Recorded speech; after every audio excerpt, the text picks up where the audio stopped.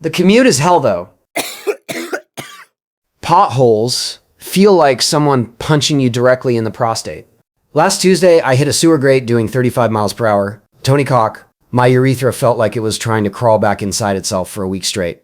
You need to make sure that each exchange of dialogue moves the story forward and escalates the current situation significantly. That's why I've taken to wearing protective gear. A steel codpiece with built-in shock absorbers. It looks ridiculous, but I'm telling you, Tony Cawk. When you land primo on a pebble going downhill, Tony Cawk. You'll thank me when your piss stream doesn't feel like molten lava. You must ensure that the characters use their environment actively in every response, interacting with surroundings through physical actions described in their dialogue, not just as backdrop. And the ramps.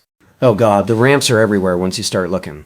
Fire hydrants, parking blocks, sleeping bums, even cemetery headstones. After hours. Found out last week that mausoleum roofs have perfect transition. Every scene must climax with a violent or shocking event that irrevocably alters the status quo, forcing characters into new conflicts. Speaking of which, almost there. Nailed it! Landed the tread flip right on Mr. Henderson's grave marker! Uh-oh. Groundskeeper Willie again. Guy's got no appreciation for extreme sports. Maybe if I explain the aerodynamic benefits. New scenes should emerge directly from consequences, no jumps or resets. Show lasting damage, changed locations, and escalating fallout. Okay, maybe leading with your wife's butt cheeks or natural half pipes wasn't the best opener. Fuck. Buckshot in the ball bearings throws off the whole ride. Gotta find cover. Ah, funeral home awning. Shit, flower display. Took the impact like a champ, but my landing gear's bent sideways. Definitely gonna need more than WD-40 for this repair job. Characters must constantly exploit new resources, opportunities created by recent chaos, escalating stakes further. But hey, free embalming fluid behind the counter. Little dabble, loosen up even the stiffest suspension system. Jesus, fuck, that burns worse than gonorrhea. Worth it though, already feeling limber enough for... Each solution must birth catastrophic new problems demanding even wilder fixes. Okay, bad idea. Bad idea. Should not have chugged 3 bottles labeled for external use only. Feels like my intestines are hosting a mosh pit. Fuck! Fired right out the glands like a goddamn super soaker. Directly onto the open casket. Absurd plans must backfire spectacularly, yet logically based on established rules/chaos. Whoops, guess Great Aunt Ethel wasn't big on golden showers. Look, lady, it's not desecration if it's hydrodynamics.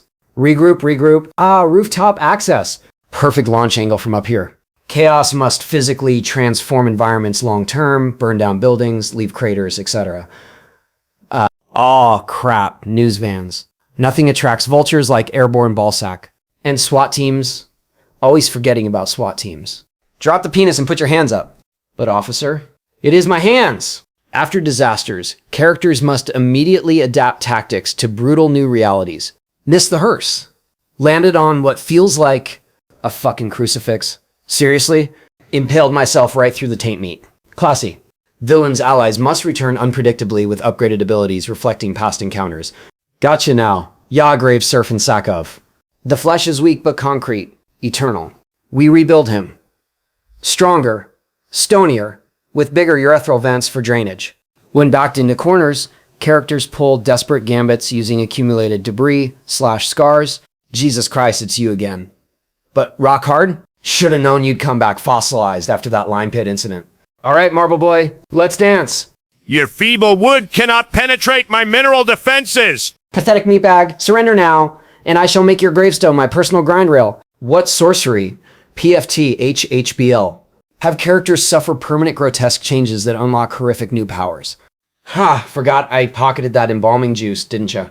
Embalmed formaldehyde plus limestone equals instant quicklime reaction. Watch your precious stone turn to dust! Not so tough now, eh, Stony? Wait, who the fuck are you? And why are you made of what appears to be sentient beef jerky? No, wait! I remember! You're that deli owner I accidentally catapulted into the meat slicer last week. Should've known you'd come back preserved. Look, man, that was a total accident. How was I supposed to know your premium salami display was load-bearing? Seriously, though, the aerodynamics. You think I'm crazy, but when your glands catches the wind just right, it's like fucking flying. Keep the story surging forward with fierce intensity. Don't linger in the same place. Each beat should raise the stakes, crank the absurdity, and drive the action into new territory. Push the insanity higher and higher. never letting things cool off. Keep it sharp, surprising, and unstoppable. But the worst part? The chafing. Oh god, the chafing. You think road rash is bad? Try friction burns on your most sensitive membranes.